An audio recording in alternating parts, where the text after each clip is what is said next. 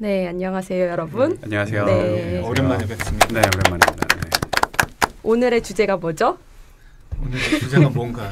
오늘은 전혀 결이 다른 두 영화인 덤보랑 어스. 덤보랑 네. 전보는 덤보의 엄마고요. 네, 덤보와 어스를 얘기해 볼게요. 팀버튼 감독의 상상력으로 You're a miracle, Elephant Dumbo. 날아오른다. Come on! You can do it, Dumbo. He's made me a child again. 덤보. 네, 좀 어떻게 보셨나요? 어떻게 나왔을까? 팀버튼이랑 디즈니가 라이브 액션을 만들면 어떻게 나올까 궁금했었는데 예상대로 어린이들 타겟으로 한 그냥 전형적인 디즈니 세계관을 보여준 적절한 상업 영화, 온가족 상업 영화로 나왔더라고요. 그러니까 좀 더 변주를 해가지고 전 연령대 좀 색깔, 팀버튼의 색깔 이렇게 보여줄 줄 알았더니 팀버튼 감독을 좋아하든 아니든 가족들이 즐길 수 있는 그런 걸 나와서 좋아하는 분도 있고 또 시시하게 보는 분도 있고 다양하게 나뉠 것 같아요. 전 좀 별로였던 것 같아요. 그러니까 그 팀버튼이랑 디즈니랑 만났을 때 이제 그 팀버튼 특유의 그 기괴하고 약간 어두운 그런 세계관이 있잖아요. 그거가 어떻게 구현될까 하는 거였는데 전혀 그런 색이 보이지 않아서 이럴 거면 굳이 왜 팀버튼이 연출을 해야 했을까? 팀버튼 영화라는 거를 증명하는 거는 캐스팅밖에 없었다. 에바 그린과 데니 데비토와 그런 마이클 키튼. 네. 반갑더라 진짜. 네, 마이클 네. 키튼 맞아, 같이 나오는 거니까. 네, 그러니까요. 네. 그래서 그런 말도 있더라고요. 자기 쪼를 지키지 못할 거면 차라리 후배 감독들에게 양보를 할 것이지 왜 굳이 팀버튼이어야 됐나 이 영화가 그런 얘기들. 네. 저는 팀버튼이 이 라이브 액션을 한다면 인어공주를 해주길 원했어요. 네. 바닷속에 그 마녀 나오고 막 이런 같은 게 훨씬 더 잘 어울리겠네요. 잘 어울릴 것 네. 같았었는데 이 덤보는 원작 만화 자체가 굉장히 플랫한 구성의 내러티브의 만화였는데 이거를 팀버튼이 하니까 평범하게 나오지 않았나 하는 생각이 들어요. 참고로 인어공주는 론 마샬 감독이 한다고 합니다. 바뀌었어야 되는 게 아닌가라는 맞아요. 생각이 들어요. 진짜. 론 마샬 감독이 오히려 이거하고 더 차라리, 잘 맞았을 것 같은 느낌이 들어요. 이번 영화에서 그 콜린 파렐의 두 자녀 있잖아요. 네. 걔네 역할을 원래 생쥐 캐릭터 티모시가 했다고 하더라고요. 그게 이제 그 동물 세계의 얘기를 다 버리고 이제 서커스 이쪽 인간 이쪽 얘기를 한 거가 별로였어요. 패착이었나요? 그러니까 메리 포핀스도 최근에 개봉했었잖아요. 환상의 그 마법 세계가 있고 거기에 이제 엄마를 잃은 세 아이, 거긴 세 아이죠. 세 아이와 그 아버지와 이제 아내를 잃은 아빠의 그 가족의 상실을 겪은 얘네가 이렇게 다 이렇게 조합되면서 그런 가족 얘기가 있는데 여기도 똑같더라고요. 그렇죠. 근데 거기서는 오히려 베니쇼가 아빠로 나오는데 거기서도 베니쇼가 그렇게 중요한 역할은 아니거든요. 그냥 조연으로 조금씩 나와도 그 아빠의 상실과 그 지금 아내를 잃고 지금 나머지 아이들을 어떻게 내가 지금 키울 수 있을까 이런 그런 혼란과 이런 것들이 너무 잘 드러나는데 여기서 드러났나요? 안 드러났죠. 저 모르겠어요. 그래서 왜 굳이 이렇게 그러니까 어머니의 부재라는 거가 네. 전혀 나타나지 않아요. 그냥 되게 나쁜 아빠인 것 같아요. 귀엽긴 했어요. 네, 귀여웠어요. 사랑스럽고 얘가 진짜 날까 말까 그걸 초조하게 지켜보면 말하면 좀 가슴에 이렇게 쾌감 같은 건 들도 쾌감이 드셨나요? 쾌감 있지 않았어요? 막 거기 막 이렇게 아니 저는 때? 솔직히 주인공이 덤보인데 약간 덤보를 보고 싶었는데 계속 사람들 얘기만 나오니까 맞아. 가족 얘기만 나오고 하니까 조금 실망스러웠어요. 덤보를 더 보여주면 안 되나? 이런 생각이 들고. CG는 확실히 발전을 했는데 엄청 발전했다는 걸 느낄 수 있었는데 문제는 이게 주인공 캐릭터로 삼을 만큼의 네, 맞아요. 기술력이 될까? 애니메이션에서처럼 혼자 이제 이끌고 갈 만한 그 정도는 아니라서 이런 각색이 더해지지 않았나. 그러니까 정글북처럼 완전히 생지가 나오고 그런 식으로 만들면은 더 재밌지 않았을까 하는 생각도 들어요. 이게 사람으로 모든 거 각색에 또 문제도 있는 것 같고. 그거랑 똑같은 것 같아요. 트랜스포머에 인간 군인들이 나오는 것처럼 인간들이 나오는 것처럼 이것도 마찬가지거든요. 그렇지 않으면 메리 포핀스 리턴즈에서는 완전 그 옛날 그 애니가 섞여 있잖아요. 그러니까 그 부분이 진짜 재밌거든요. 리턴즈에서도. 그러니까 거기에는 그런 치트키라도 있었는데 여기서는 완전 이제 실사로 가니까. 근데 그 미묘하게 덤보의 그 막 웃고 시무룩해하는 그 표정 같은 거는 너무 좋았죠. 덤보 자체는 뭐 사실 뭐 사실 덤보의 비중이 더 커졌어야 더 커졌어야 돼요. 더 좋았을 텐데 그런 부분에서 좀 아쉬웠고 그러다 보니까 너무 무난한 영화가 되지 않아요. 진짜 무난하죠. 너무 평이한, 무난하고 평이한. 성인들이 보기에는 조금 심심할 수밖에 없는. 그러니까 보통 이런 애니메이션이나 뭐 이런 영화들이 나오면 어른들을 위한 동화다라는 이제 얘기를 많이 하잖아요. 근데 덤보는 그냥 동화였던 것 같아요. 그 초반에 나쁜 조련사 같은 사람 찍찍질하는 사실 바로 죽어서 이제 실려가잖아요. 자기 거기서 진짜 빵 터져. 제가 그거에 대해서 또 할 말이 좀 있는데 아니 그때 죽었다는 사람이 그 사람이구나. 저는 이제 바로 질려고 누가 죽었다고 하는데 누가 죽었지 이러고 있었는데 영화적으로 봤을 때 좀 이 영화가 좀 산만했던 것 같아요. 채찍질했던 그 악당 한 명 말했잖아요. 근데 악당이 그 채찍질 하는 애가 갑자기 죽어버리잖아요. 그리고 나서 또 악당이 나와요. 그 엄마 싣고 가는 나쁜 사람. 잠깐 악당처럼 등장하죠. 근데 그 사람 나왔다가 바로 사라지잖아요. 그 다음에 이제 마이클 키튼이 메인 악당으로 나오는데 보면은 악당이 지금 세 부류가 나오는 거예요. 근데 굳이 그렇게까지 악당을 여러 명을 했어야 되나? 그 데니 드비토의 그 비서 같은 친구 있잖아요. 막 이렇게 엽기 드는 사람, 흑인. 그 아저씨가 되게 재밌는 캐릭터였거든요. 제가 보기엔 뭐 1인 다역을 하면서 비서도 하고 회계도 하고 막 그러는데 초반에 되게 재밌게 그 캐릭터를 등장시키더니 거의 마지막 갈 때까지 거의 잠깐 사라져 있잖아요. 그렇게 캐릭터들이 되게 많이 등장함에도 불구하고 좀 너무 소모시키지 않았나라는 생각. 하여튼 마이클 키튼은 저는 재밌긴 했어요. 마이클 키튼. 저는 마이클 키튼이랑 데니 드비토가 같이 나오는 걸 본 게 가장 좋았어요. 의미 있었죠. 의미 있었죠. 데니 드비토도 좀 나이 드셨더라고요. 진짜 좀 세월이 많이 흘렀다는 걸 알 수 있더라고요. 유쾌하시긴 여전히 유쾌하시더라고요. 그 쇼를 사랑한 남자들도 좀 생각나더라고요. 그 영화 못 봤는데 어땠어요? 굉장히 별로예요. 별로였어요?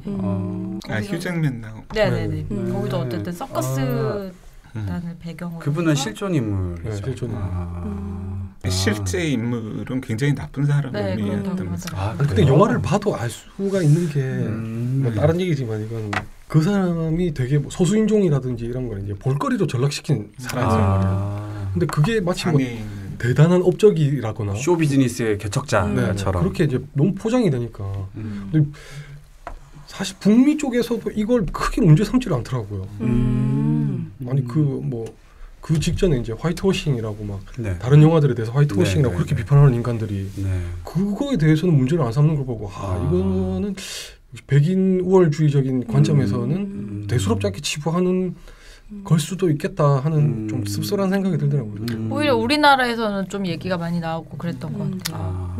미화에 대해서. 좋아하는 사람은 되게 좋아하는데 저는 그 정말 별로였어요. 저도 보면서 불편했어요. 근데 이 영화에서는 어쨌든 같은 서커스단을 배경으로 하지만 요즘에 그 동물 인권 이런 얘기 나오면서 동물원을 뭐 사파리화하자 뭐 이런 거 많이 있잖아요. 그렇죠. 그런 거에 대해 되게 정확히 인지하고 만든 PC하게 하려고 하는 노력이 보였다. 마지막에 나오잖아요. 그렇죠. 우리는 가두지 않는다 이런 얘기도 하고. 근데 그럼에도 불구하고 얘기는 나오더라고요. 이게 2019년에 이런 덤보라는 영화를 이런 상황에서 냈으면 조금 더 재해석이 필요했다. 근데 오히려 굉장히 옛날식의 사고방식이 감독의 사고방식이 돋보였다라고 오히려 안 좋게 본 평들이 꽤 있더라고요. 네. 그런 비판은 충분히 가능한 것 같아요. 미국에서 반응은 좋은가요? 어때요? 지금? 제가 미국에서 반응을 아직 확인을 못 해봤는데 그렇게 좋지 평점은 그냥 별로였던 것 같아요.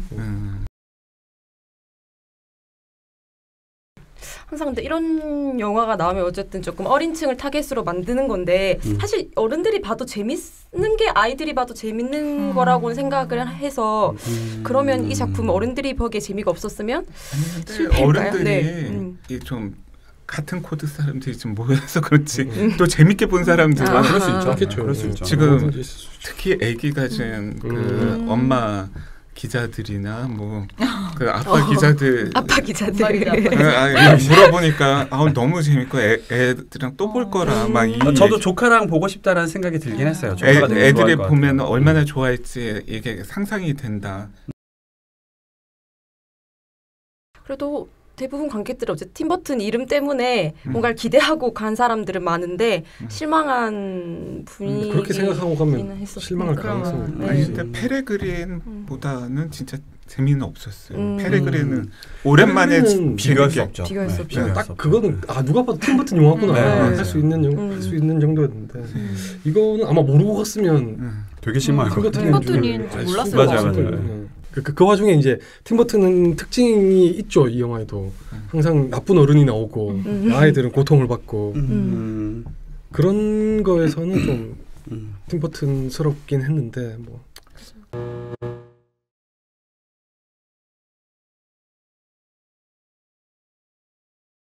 네, 그래서 팀 버튼 감독의 대표작은 가위손이었잖아요. 네. 그래서 역사상 두 번째로 인상적인 가위를 이번 영화에서 볼 수 있었던 것 같습니다. 어스의 가위.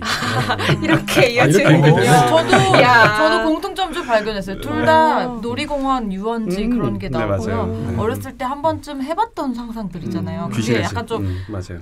저는 약간 어스 같은 상상을 했고 물론 덤보 같은 걸 상상하는 저 코끼리가 날 수 있겠지만 그런 걸 상상하는 어린이들도 있을 테고 그리고 두 글자예요. 둘 다. 소름. 어스랑 덤보가 소름 돋보이지 않아요?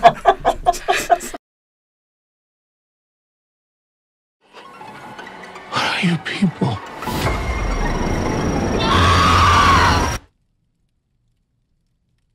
It's us.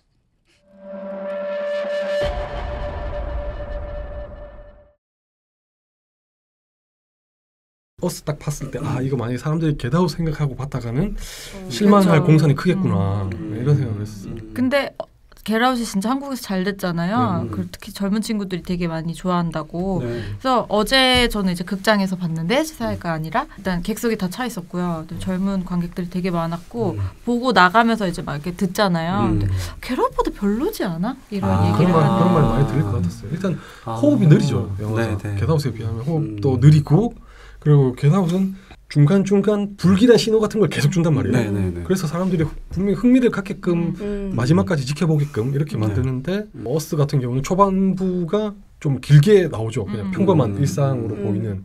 근데 사실 그 장면에서도 대사를 놓치면 안 돼요. 네. 계속 복선 같은 걸 던지거든요.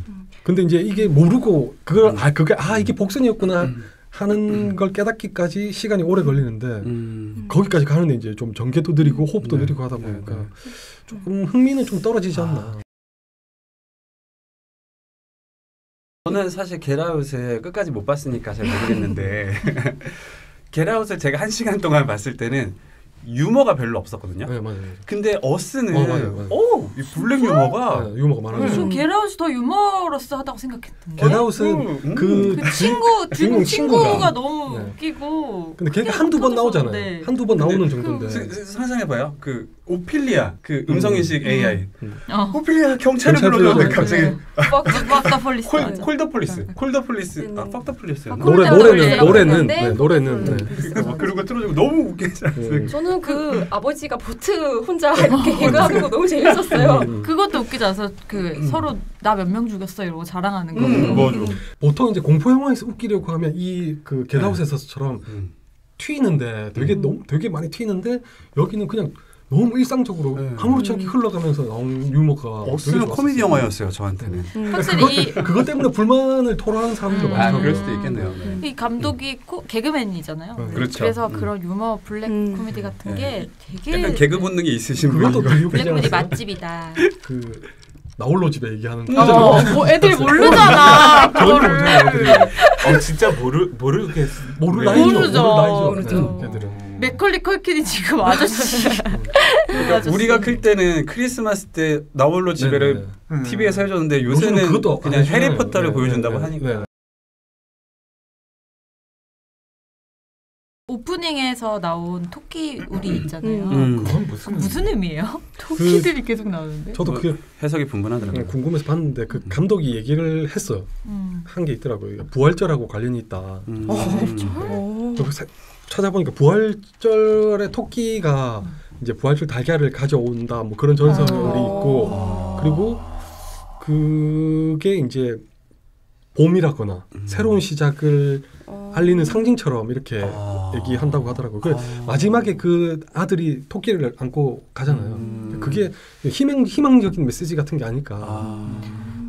전 토끼가 그 복제 이런 실험에 네네. 많이 활용을 되니까 뭐 그런 건가 뭐 그런 것도 그런 해석도 있더라고요. 도플갱어인 거예요? 도플갱어는 아니죠. 네. 복제죠. 그 세갱 평행 세계도 아니고 아니죠. 그냥 누군가 의도적으로 이 인간들을 복제해서 정부에서? 방치시킨 개념인 거죠. 근데 그게 뭐 배경 설명은 충분히 되지만 그게 너무 말이 안 되죠. 근데 사실 그게 말이 안 이게 돼요. 무책임하지 않아요? 그냥 되게 상징적으로 사용한 그냥, 것들이라고 볼수 있죠. 이거는 이제 감독이 본인 스스로도 얘기를 했었는데 로드 썰링이라고 예전에 제가 어렸을 때 TV에서 하던 환상 특급 환상 만드신 특급. 분이 네. 로드 썰링인데 네. 환상 특급의 특징이 이제 이 영화에서 더 많이 드러나죠. 겟아웃도 그랬었고 겟아웃을 보면서도 분명히 환상 특급 떠올리신 분들이 많았을 거고 이 영화도 그런데 방금 말씀하신 그런 설정이죠. 사실 이게 말이 안 되는 거거든요. 그렇다 치고 넘어가네요. 네. 그러니까 이게 SF와 판타지의 중간쯤에 있는 그런 환상 특급의 특징을 그대로 가지고 있어서 이거를 이제 논리적으로나 과학적으로 접근하시는 분들이 보면 말이 안 되죠. 이렇게 왜냐면 그 사람들이 거기서 그 긴 시간을 어떻게 살았으며 토끼는 또 어떻게 번식을 했고 밥은 누가 줬으며 이런 그 옷은 어떻게 만들었고 빨간색 발레복을 입잖아 심지어. 그 많은 가위는 또 어디서 났어요? 이렇게 그 소녀는 그렇다고 쳐. 그러면 그 아들이랑 딸들은 어떻게 똑같이 나올 거야? 이런 것까지 들어가면 말이 안 되는 건데 이게 이제 환상 특급에서 주로 이제 삼고 있었던 그런 특징이라서 그렇구나 하고 넘어가야 돼요. 맞아요. 네, 그래서 호불호가 좀 있는 게 이제 그런 걸 논리적으로 하나하나 장면 따지고 봐야 되시는 분명히 분들이 있을 거예요. 있고 네. 그냥 느낌적인 느낌으로 훅 네, 넘어가야 네. 되는데 겟아웃은 그런 상징들이 많다고 해서 이렇게 무책임하다는 느낌은 안 들었는데 근데 이 영화는 겟아웃은 왜냐하면 딱 하나였죠. 그게 가능해? 그러니까 이 그냥 그 흑인의 정도. 몸에 들어간다는 게 가능해? 요것만 이제 딱 하면 다 나머지는 논리적으로도 네. 이게 성립하는데 문제가 없었는데 요거 같은 경우는 이제 좀 그런 게 많이 보이다 보니까 저는 요새 좀 헐리우드 영화를 많이 못 봐서 그런지 이게 흑인들이 예전에는 좀 분노가 있고 인종차별에 대해서 싸우는 그런 영화들을 많이 봤는데 이렇게 흑인 감독이 이제 상업 영화의 에이리어에 들어왔구나 그거를 확실히 느낄 수가 있었어요. 이제 그러니까 맨날 존 싱클턴, 스파이크리 이런 감독들만 보다가 그분들이 이제 노장이 됐으니 이제 그분들이 했던 거하고는 다른 완전 상업 영화들. 그 방금 말씀하신 게 정말 중요하다고 생각하는 게 사람들이 이 영화를 난해하게 받아들이게 되는 이유 중 하나는 이거를 겟아웃처럼 인종에 대한 문제로 이걸 그런 관점에서 영화를 보기 시작하면 해석이 안 되는 게 정말 많거든요. 네. 난해하게 보이고. 근데 감독 스스로가 말을 하더라고요. 이 영화는 인종에 관한 게 아니다. 라고 일단 못을 박아서 얘기했기 때문에 그런 부분은 조금 참고하시고 보시면 좀 덜 난해하지 않을까. 그냥 미국의 어느 가정이잖아요. 네. 흑인 그러니까 가정이 아니라. 방금 말씀하셨던 것처럼 그 감독은 아니고 아마 영화 음악가였나? 그분이 이제 인터뷰에서 얘기를 하던데 사람들은 흑인 가족이 나오면은 다 인종차별을 다룰 거라고 생각을 한다. 근데 흑인들 중에도 그런 중산층은 얼마든지 있을 수도 있고 실제로 있잖아요. 그러니까 그런 영화는 만들지 않는다. 왜냐하면 사람들이 전부 그런 것만 기대하니까 인종차별에 대한 그런 것만 기대하니까 그 핸즈 어크로스 아메리카 되게 중요한 메시지처럼 나오잖아요. 저 그거 찾아보는 실제로 그런 있었더라고요. 이벤트가 있었더라고요. 근데 이게 재밌는 게 이게 거기에 이제 한 650만 명 정도가 참여를 했는데 이게 1인당 $10씩을 내고 이제 손을 맞잡을 수 있더라고요. 그 자리에 들어가려면. 돈을 내야 돈을 내야. 기부 행사니까. 기부 행사니까 그 빈곤 퇴치하기 위해서 한 거니까. 그렇게 해서 한 $3,400만 정도가 모였다고 하더라고요. 근데 웃긴 거는 거기 그 행사 운영비로 한 거의 절반이 나갔대요. 그렇겠다. 그러니까 이 감독이 그걸 왜 거기에 집어넣었냐 하니까 너무 무의미하고 쓸데없는 행사 되게 냉소적으로 말을 하더라고요. 그렇게 그 좋은 의도에서 출발했지만 그게 과연 해결책이었을까? 아니면 우리가 실존적인 문제를 회피하기 위한 술책이었을까? 뭐 이런 뉘앙스로 얘기를 하더라고요. 그 감독이. 그게 이제 처음에 그렇게 이제 나왔고 마지막에도 마지막에 그 애가 이제 네. 보고 이제 그걸 실행을 하잖아요. 네. 근데 사실은 그게 아무것도 아니라는 거죠. 그게 그냥 일종의 쇼에 불과한. 네. 여기서 이 정부인지 뭔지 모르겠으나 이 복제 인간을 만들고 한 것도 어쨌든 실패로 돌아간 거고 네. 되게 무의미하고 쓸데없는 일이 없기 그렇죠. 때문에 나중에 그렇게 묻힌 거잖아요. 그런 맥락에선 연결이 또 되네요. 그래서 겟아웃이 흑백 갈등 하나를 가지고 집요하게 팠다면 이 영화는 굉장히 여러 가지로 해석할 여지는 많은 영화인 것 미국 같고. 사회 전반의 네. 문제를 다루고 있죠. 어스가 US잖아요. 그렇죠. 그렇죠. 예. 네, 그게 중의적이라고 생각을 네, 했었어요. 그래서 지금 현재 미국과 주변국 간의 갈등을 가리키는 것도 있는 것 같고. 그 너네 네. 누구냐 했을 때 We are American 딱 거기서 네. 이제 답이 맞아, 나오죠 맞아. 사실. 그리고 뭐 집을 뺏고 자리를 뺏고 이런 게 좀 약간 이민자 네, 네. 문제라는 이제 그런 것도 약간 한 것 같고 되게 다양한 근데 그래서 좀 근데 사실 감독이 의도했더라고요. 음. 일부러 좀 모호하게 네. 처리를 해서 다양한 얘기가 오갔으면 한다고 네. 이렇게 얘기를 하더라고요. 좀 확실히 영화관 밖에서 많은 얘기가 오갈 수 있는 그런 영화인 거는 맞는 것 같아요. 그게 또 그 이전 작품도 그랬고 네. 이 감독의 좀 네. 매력인 것 같고 그렇게 만드는 게 겟아웃 같은 경우는 사실 영화 안에 답이 다 있었어요. 명료하죠.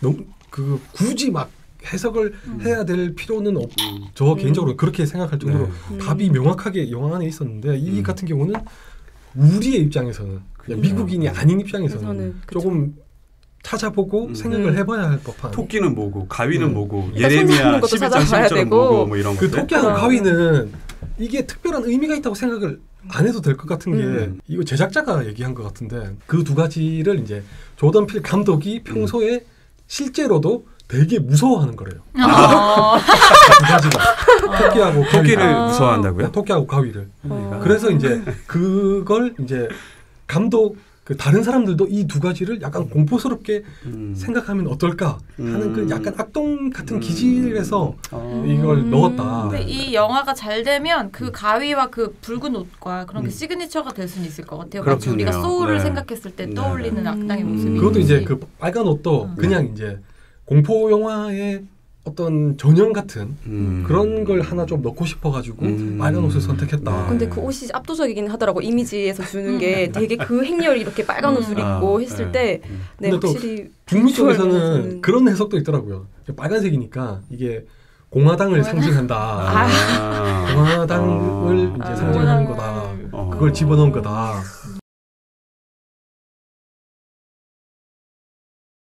근데 조던 필 감독이 이 영화 만들 때 배우들한테 추천한 장황- 영화 중에 장황 장화홍련이 있었죠. 있었다는 얘기도 10편 했는데 근데 보면 그 영화를 본 사람들은 떠올릴 수밖에 없는 그런 오마주 같은 게 있어요. 뭐 처음에 해변에서 노는 건 대번에 조스 조스 생각나고 샤이닝이 생각나는 것도 있었고 맞아. 이건 의도한 건지 모르겠지만 혹성탈출도 생각이 났었고 약간 히치콕 감독의 영화들을 또 패러디한 요소에서도 있었어요. 그런 공간이 주는 거나 그 새도 산타 있었던 것 같아요. 네, 그 해변가나 뭐 그런 것들. 그래서 되게 많은 영화를 또 실제로 그런 걸 했다고 하더라고요. 그런 네.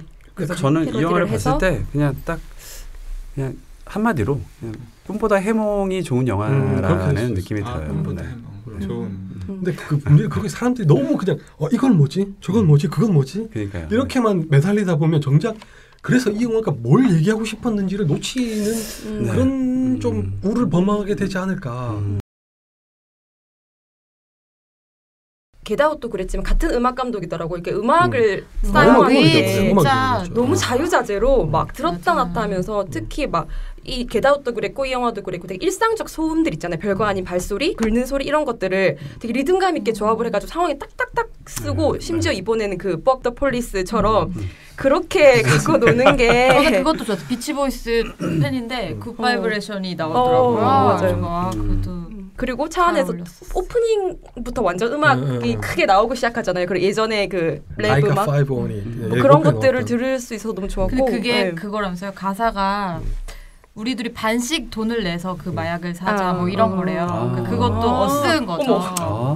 근데 어쨌든 이 감독의 그 약간 오프닝이 시그니처인 것 같아요. 그 의미심장한 그 오프닝.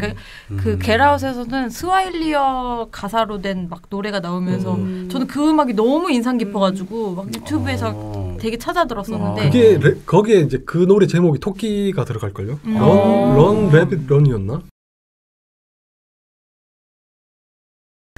보면서 좋았던 거는 이 루피타 nyong이라는 여배우가 연기는 대단하다. 잘하고 대단합니다. 인생작인 것 같아요. 진짜 연기 잘합니다. 근데 그 루피타 nyong 캐릭터도 재밌지 않았어요? 저는 처음에 이제 혹성 탈출을 생각했었거든요. 혹성 탈출에서 이제 시저가 처음에 말을 함으로 인해서 그 원숭이 무리들을 이끌고 이제 인간들이 맞서 싸우잖아요. 근데 저 그렇게 생각을 했었는데 나중에 이제 반전이 엄청난 반전이. 사실은 그게 아니라 원래 말을 할 수 있었는데 말을 못하는 사람들 사이에 섞여 있다 보니까 아주 오랫동안 말을 못했기 때문에.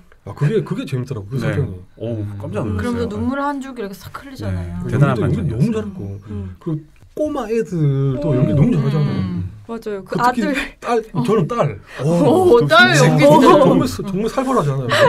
이거 팰 때 장난 아님? 그 아이는 허리가 이렇게 분질러진 건가요? 네, 나무에 차에 부딪혔나 해가지고 계속 이렇게 하잖아요. 너무 맞아요. 걔가 이제 처음에 쫓아갈 때 이제 원래의 캐릭터로 쫓아갈 때 이제 웃는 얼굴로 이렇게 너무 연기 잘하더라고요. 맞아요. 딸이 다 했어 진짜. 근데 그 아들도 되게 날쌘 그 가면을 쓰고 막 이런 몸짓이나 액션들을 하잖아요. 그런 것도 너무 재밌더라고요 보는 게. 루피타 nyong도 제가 또 인터뷰를 하지 않았습니까? 인터뷰를 부럽다. 블랙팬서로 내한했을 때 해보지 않았습니까? 네. 짧은 인터뷰였지만 느낀 거 굉장히 지적이고 우아한 느낌이었는데 그 해변에서 책 보는 장면이 있었잖아요. 제가 그때 느낀 루피타 nyong의 이미지는 딱 그런 이미지였거든요. 그래서 그런 역할도 좀 해줬으면 좋겠어요.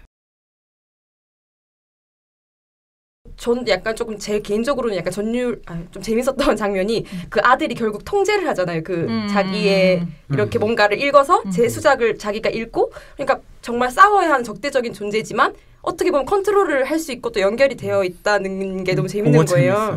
그래서 이렇게 아들이 이걸 이렇게 할 때 저런 상황이면 뭔가 나인 듯 나 아닌데 싸워야 하는 상대? 면은 어떨까 그런 생각도 들고 그 장면이 좀 좋았는데 왜 어떻게 되는지 이해는 못했지만 어떻게 할 수 있었는지는 안 됐지만 어쨌든 그 꼬마 애 같은 경우는 같이 있었잖아요. 그 옷장은 아니고 그 작은 방 같은데 거기에서 같이 시간을 보내면서 이거 자기가 모자 내리니까 걔도 이제 모자 내리고 하는 걸 그때 봤잖아요. 날 따라한다는 걸 그 아들이랑 루피타 nyong는 알았던 거죠. 그 이제 그리고 걔만 유일하게 좀 이 존재에 대해서 약간 동정적인 감정이라고 해야 되나? 그런 걸 가지고 있었고 다른 사람들은 나중에 되게 폭력적으로 변하잖아요. 반면에 이제 걔만 이제 걔도 물론 사람을 죽이긴 했지만 돌로 그냥 어쩔 수 없이 어머니를 구하기 위해서 제가 끝까지 사람을 죽일까 안 죽일까를 계속 봤는데 한 명 죽이긴 하더라고요. 그냥 한 대 툭 내리친 그게 전부였고 그러니까 그리고 걔가 마지막에도 엄마를 의미심장하게. 걔는 이제 그때 느낀 거죠. 이제 저거는 우리 엄마가 아니구나. 근데 그걸 어떻게 느끼죠? 엄마가 아닐 수도 있다는 걸 어떻게 알 수 있죠? 있었잖아요. 그 혼자 마지막에 이제 보잖아요. 그 다 보잖아요. 그 과정을. 그랬나요? 근데 그 복도에서. 엄마의 표정이 아닌. 거기다가 유일하게 루피타 nyong 캐릭터가 가위로 찔러 죽였잖아요. 그 도플갱어들처럼 가위로 찔러 죽이고 그리고 약간 이제 막 그런 도플갱어처럼 그렇게 소리를 지른다고 이런 거 그런 걸 이제 다 지켜봤기 때문에 걔는 알고 있었을 거예요. 그러니까 이제 마지막에 이제 좀 되게 뭐라고 해야 돼 미묘한 감정으로 쳐다보잖아요. 물론 마지막에 반전에 이제 나오잖아요. 사실은 이 지상에 있던 에디가 이제 사실은 지하에 있던 에디다. 저는 이제 그런 반전이 있을 거라고는 미처 생각 못 하고 봤었는데. 마지막에 이제 에스컬레이터 타고 내려가잖아요. 내려갈 때 뒷모습을 잡는데 이제 옷에 피가 잔뜩 묻었어. 그래서 제가 순간적으로 어떤 생각을 했냐면 저걸 왜 계속 입고 있지? 저걸 벗어 던지면 안 되나? 했는데 알고 보니까 그게 복선이었던 거지. 이제 사실은 그래 진짜 레드가 걔라는 거를 그렇게 이제 표현을 했던 거라는 걸 이제 나중에 알았죠. 이제. 전 너무 길을 잘 찾아가서 그때 좀 걔만 말해서 내가 아메리칸 이렇게 하잖아요. 근데 그게 마지막에 반전을 굳이 그렇게 막 친절하게 안 해줘도 됐는데. 그러게요. 그냥 어느 정도 암시만 하는 선에서 끝났으면 이제 사람들이 이제 더 많은 얘기를 했을 텐데. 그러면 너무 더 어렵다고 생각했을 것 같아요. 아니요, 그더 어렵다기보다는 얘기를 나누는 이제 거리를 던져주는 이야기거리를 던져주는 그 정도 역할을 할 수 있었는데. 그냥 아들 앞에서 씩 웃기만 했어도 맞아. 다 그런 이렇게 했을 텐데 너무 그러니까. 막 내가 그때 회상해가지고 막 그때 너를 잡아 넣었고 다 이렇게 재현해서 보여주잖아요. 아 조금 그때 너무 당황하다. 지금. 네. 거기서 좀 생각도 김 좀 샜고. 했고. 겟아웃을 다 보고 이 영화를 본 분들이 많기 때문에 약간 비교급에서 약간 비교 하위에 있는 것처럼 느껴지지만 저처럼 겟아웃 안 보고 이거 보는 사람들은 굉장히 또 재밌게 즐길 수 있는 영화가 아니었나 사실 싶습니다. 공포 영화로는 이게 더 네. 어스가 공포 영화에 더 가까운 데도 불구하고 그런 거부 반응이 나오는 거는 아까 말씀드렸던 것처럼 이제 겟아웃하고는 조금 다른 스타일을 지향했기 때문이 아닐까. 그러니까 아까 그 빅초이님 얘기하신 대로 이게 지금 어느 장단에 맞춰야 될지 그 장르가 계속 바뀌는 것 같기도 아까 그렇게 얘기하시고 복합 장르 같은. 제목 그대로 어스라는 게 이제 모든 잘못이 사실은 우리 자신에게 있다. 그러니까 미국이 됐든 어디가 됐든 이제 어떤 사회적인 문제라거나 사고라거나 이런 게 발생하면 다 원인을 외부로 돌리려고 하잖아요. 우리가 아니라 그들에게 예를 들면 조선족 범죄 같은 것도 이제 다 이제 이걸 타자화시킨다고 하잖아요. 흔히 이제 문제를 외부로 돌리려고. 근데 이 영화 같은 경우는 우리 자신 그 감독이 그런 말 하더라고요. 우리의 가장 큰 적은 우리 자신이다 라는 말을 하더라고요. 그러니까 사람들이 항상 위와 대의를 나누려고 하는데 사실은 우리의 가장 큰 적은 우리 자신이 아닐까 이런 얘기를 했는데 별점을 한번 매겨볼까요?